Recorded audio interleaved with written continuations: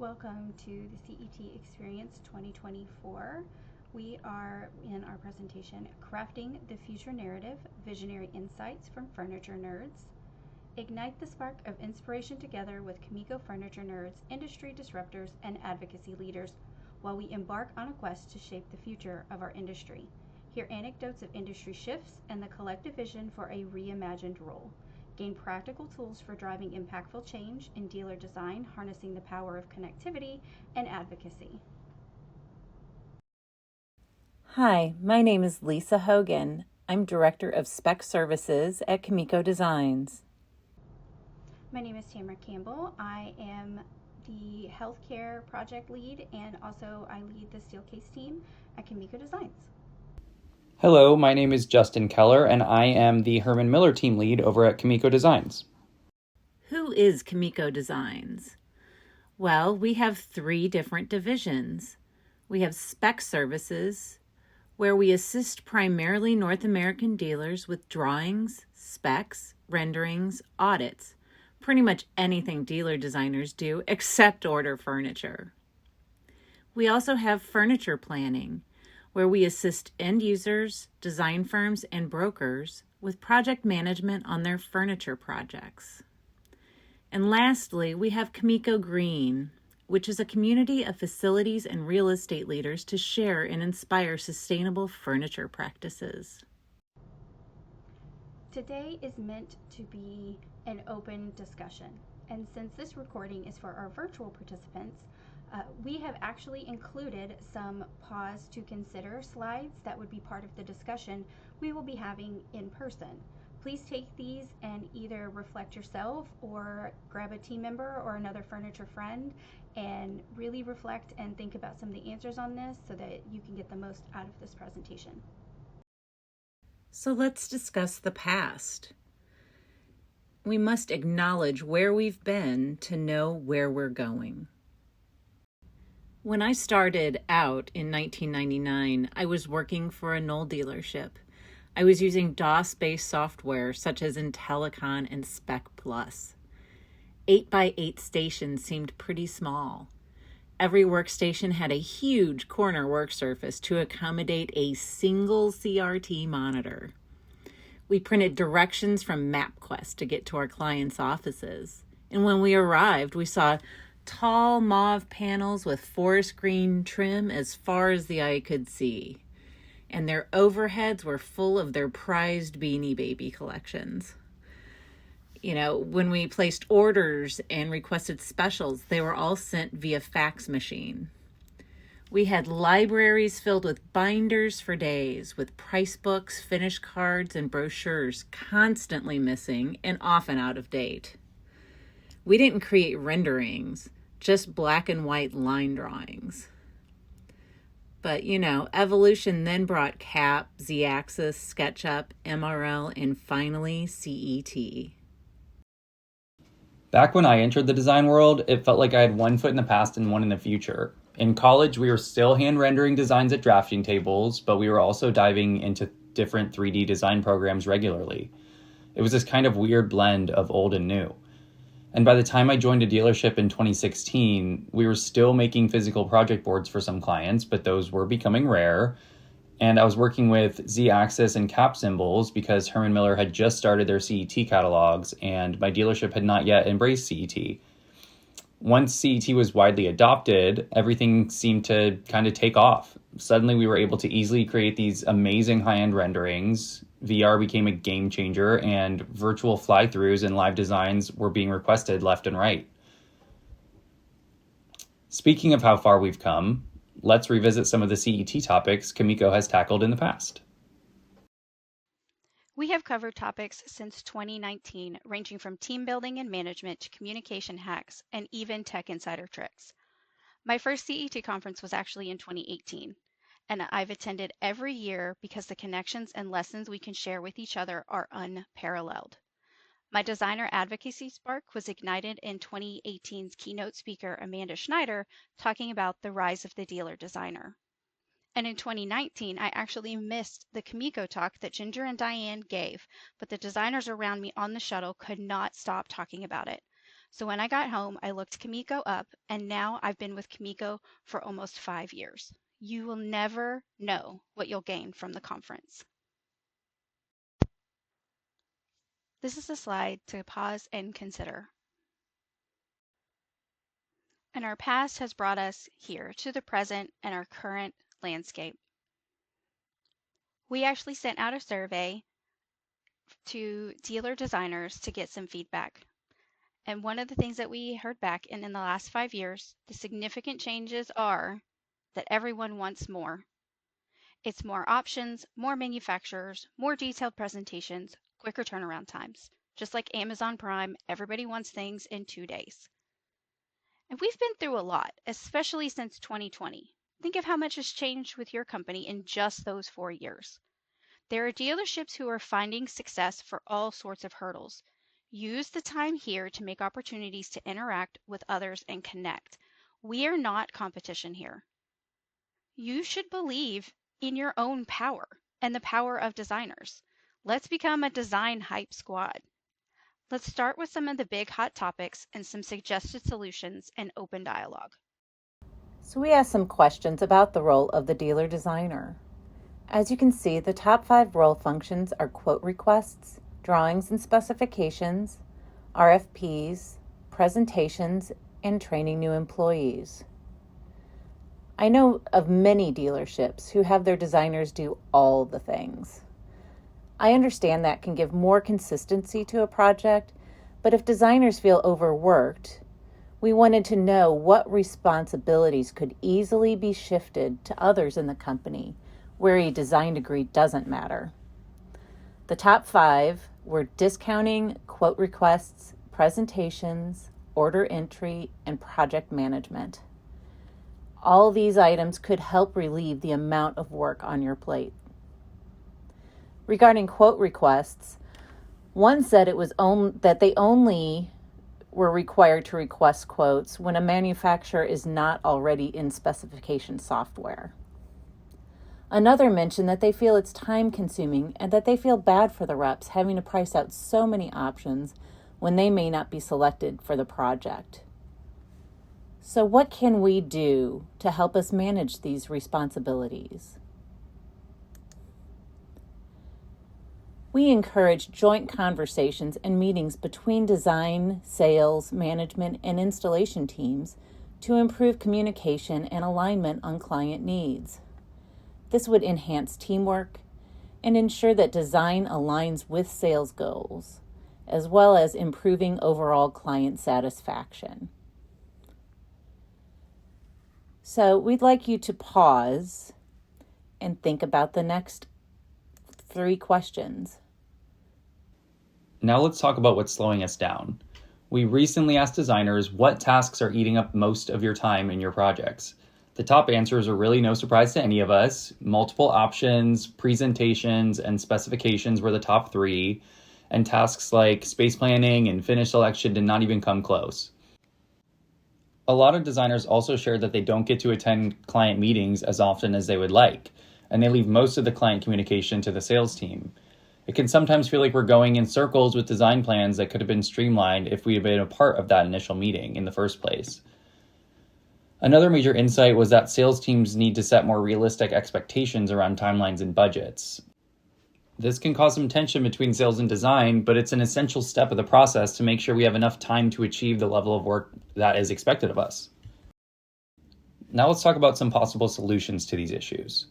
So a lot of us did not get formal training on how to navigate client interactions, but it could be a potential time saver to have the skill set to lead those conversations ourselves. This could help reduce unnecessary revisions and back and forth between sales, clients, and design, and give the designer more confidence when navigating those kinds of interactions. Time blocking can also be a very useful tool. Imagine a few uninterrupted hours to knock out a project or a day or 2 per week that you can block out for client meetings. Having these set aside days, times, or hours to focus on certain tasks can help manage the overwhelming amount of tasks that you have on your plate. That is, as long as your sales team honors those times. Educating sales teams. Do you ever feel like sales doesn't fully understand what goes into our design work? Something as simple as changing a layout might seem quick to them, but we all know all the steps it often takes just to make one small change. Educating them on really the amount of time and work that goes into each of our revisions really can help them understand and get a full idea of why sometimes things take longer than they expect them to. Remember, most salespeople have no design background at all. And of course, we're going to touch on outsourcing. I know when I was at a dealership, sometimes the only way to catch a break was to send off some projects to an outsourcing team.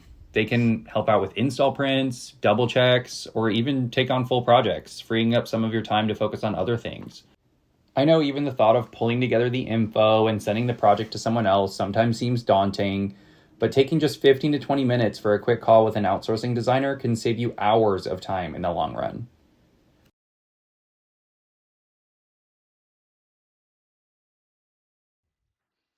The topic of AI and technology is one of those conversations that is ongoing and always seems to be up in the air.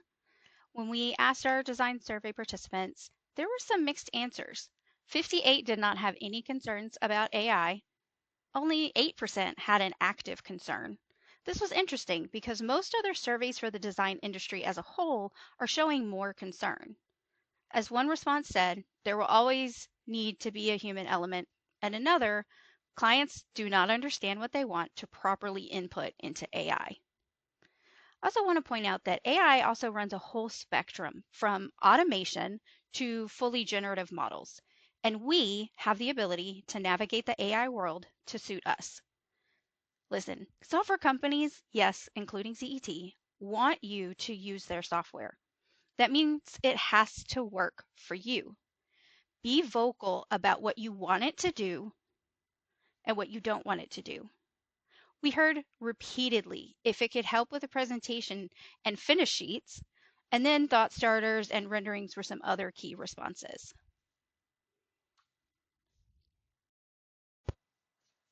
But tech companies can't give you features that it doesn't know that you need. But I also know that some are hesitant to be the one to bring up a concern. Find a friend that is loud and will raise those concerns. I also want to emphasize that you don't have to know how to solve the problem, just bring the problem to them.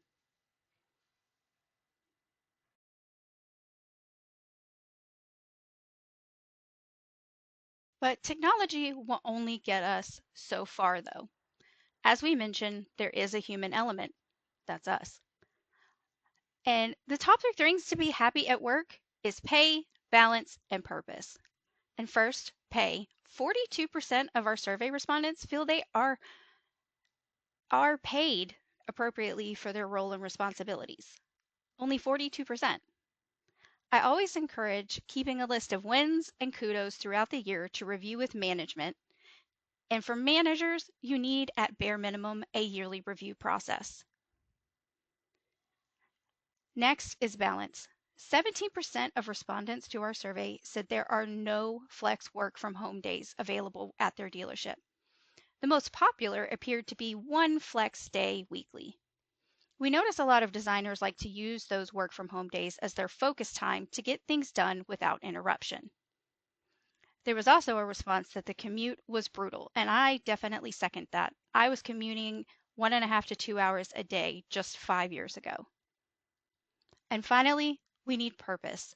Most frequently, this can look like growth opportunities, including account managers, senior design titles, or even hybrid sales and design. However, leadership and growth is not always a higher title for some. Sometimes it's the permission to focus on different areas like training, standards, documenting processes, managing outsourcing, the library, and technology. And if the role isn't there, ask for it. You can start by opening a discussion about who may want to take on things that others want off their plate. I enjoy training new hires. That doesn't always have to be a design manager's responsibility to do all the training. Relieve some of the pressure by spreading responsibilities amongst coworkers.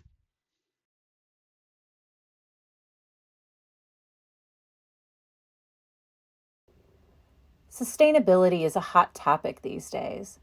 Did you know that the U.S. EPA estimates that there are 17 billion pounds of office assets dumped into the landfill each year? Let's take an Office Depot chair versus a contract grade task chair. Over the course of 10 years, a client will only need to purchase one contract grade task chair versus 3 to 4 office fast furniture chairs. If a company has 1,000 employees, can you imagine how many chairs end up in a landfill? We were curious about who is making sustainability a priority when specifying furniture. 83% said A&D firms. The other 17% said end users, clients, or facility managers. So, what can we as dealer designers do to begin incorporating sustainable practices in our daily work? Ask questions on sustainability practices. Start conversations with both clients and manufacturers.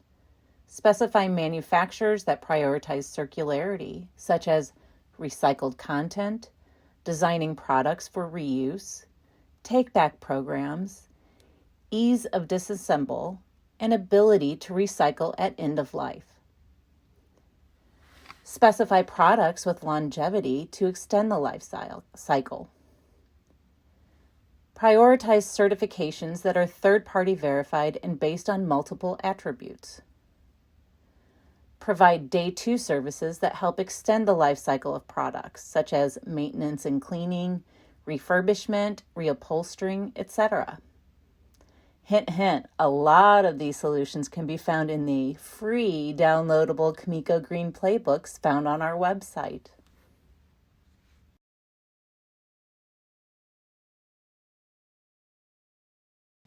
Now that we've discussed the current work landscape, let's turn our attention to the future of our design roles and discuss how we can actively shape that future. Based on our insights, we formed some bold predictions on what the design world could look like in the next 5 to 10 years. We think that design will become more human-centric, focusing on creating more inclusive environments that enhance collaboration, creativity, and connection, while addressing neurodiversity and accessibility. As work-life balance remains a top priority, we'll begin to incorporate more spaces that allow for rejuvenation, like meditation rooms, quiet zones, or even adaptable workstations that promote movement and relaxation throughout the day.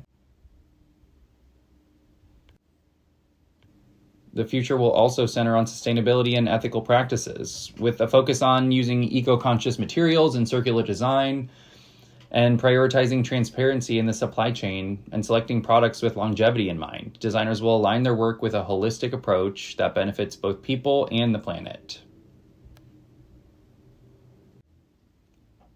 AI will also transform our roles by streamlining workflows and enabling smarter and more personalized solutions. With AI-powered tools, designers can quickly analyze client preferences, predict trends, and optimize space layouts. This technology will also allow for real-time adjustments, making it easier to adapt designs to individual needs, ultimately enhancing both creativity and efficiency. Imagine how much time could be saved if AI could handle specs and install prints for us. Now let's talk about the importance of building a community where we can connect and collaborate to make this future a reality.